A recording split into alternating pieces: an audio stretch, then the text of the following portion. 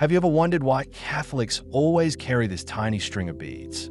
A rosary, just a few wooden, plastic, or even pearl beads strung together with a fragile thread. At first glance, it doesn't seem like much. Yet, millions of people around the world call it the spiritual weapon of Mary. A weapon not meant to harm, but to heal, to protect, to bring hope. What's hidden behind these little beads? Today, we are embarking on a journey to uncover the origin and power of the Rosary. The Rosary isn't just an object. It's a story spanning centuries, starting with ordinary people, hearts yearning to draw closer to God. From monks in monasteries to illiterate villages, the Rosary has transcended time and bridged the gap between rich and poor to become a sacred symbol of faith. But where did it come from? Who laid the first stones of this story? And why is Mary, the Mother of God, so deeply tied to this string of beads?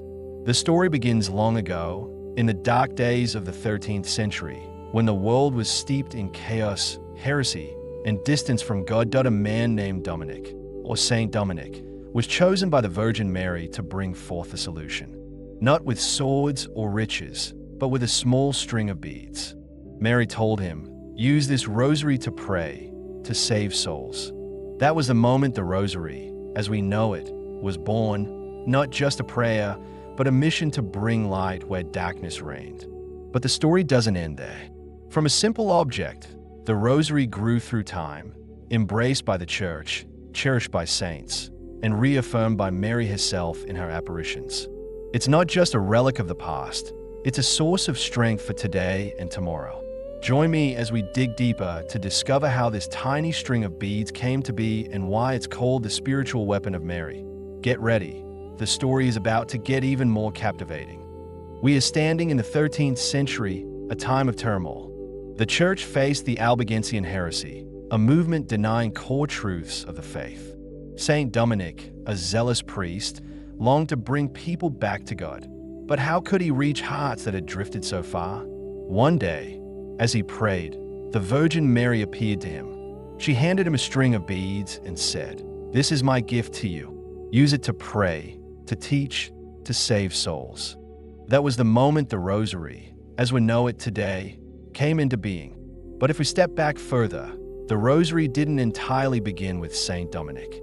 Long before, monks in monasteries had a tradition of praying all 150 psalms of the Bible, a deep but demanding form of prayer. What about the common folk, the villagers who couldn't read? They began replacing the 150 psalms with 150 Hail Marys, the angel Gabriel's greeting to Mary. To keep count, they strung together stones or wooden beads. And so, the Rosary took shape, a prayer for the poor, for the simple-hearted. Over time, the Rosary evolved. By the 15th century, it was formalized with mysteries, stories of Jesus and Mary's lives.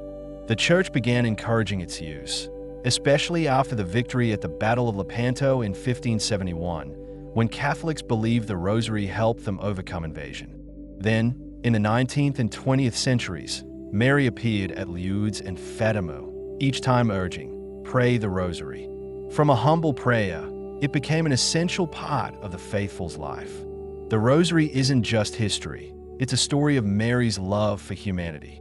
In every apparition, she brought no gold or silver, only a simple string of beads, as if to say, true power lies in simplicity, in prayers from the heart. The Rosary's journey is one of faith, from the earliest days in monasteries to tiny villages, and now into your hands and mine. The Rosary isn't just a string of beads, it's a journey. Imagine walking with Mary, seeing Jesus' life through her eyes. Each bead isn't just a prayer, it's a breath of the soul, a step closer to God. But how is the Rosary built, and what does it mean? Let's find out. A full Rosary typically has 5 decades. Each decade includes 10 Hail Marys, interspersed with an Our Father and a Glory Be.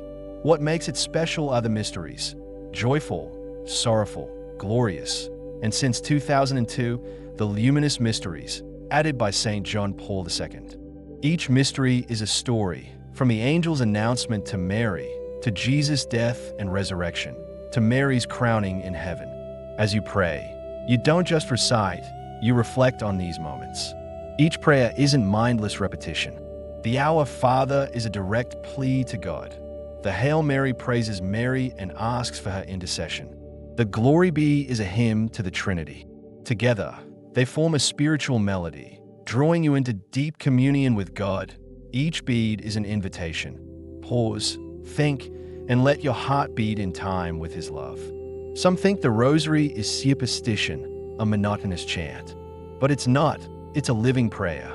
Mary isn't the focus. She's the guide, taking your hand to lead you to her Son. Each time you pray it, you're not just talking to God, you're letting Him speak to you through silence, through the mysteries you ponder. That's why it's called a spiritual weapon. It helps you fight distraction, loneliness, and find peace in your soul. Today's world isn't the quiet villages or silent monasteries of the 13th century. We live amid noise, worries, and sometimes the shadows of fear, despair, and temptation. So what does the Rosary, a small thing from centuries past, mean to us now? The answer, more than ever, it's the spiritual weapon Mary gives us to face our challenges. In 1917, at Fatima, Mary appeared to 3 shepherd children and said, "Pray the Rosary every day for peace in the world." That message wasn't just for wartime, it's for all times. St. John Paul II once said, "The Rosary is my favorite prayer." Simple, yet profound. Why a weapon? Because it helps us fight evil, not with physical force, but with the power of prayer, faith, and love. Listen to this story. A mother named Lynn, from a small town, faced his son's grave illness. Doctors said hope was slim. In long nights, Lynn didn't know what to do but hold her rosary and pray. She didn't ask for a miracle, just peace for her heart and her child. Miraculously, her son recovered, and she found strength to overcome fear. Lynn said, "The rosary didn't change my situation, it changed me." That's its power, not always a visible miracle, but a transformation within. Today, the rosary remains a companion to countless souls. Some use it to overcome addiction, others find forgiveness through its words, and some return to God after years away. It doesn't care who you are, rich or poor, young or old.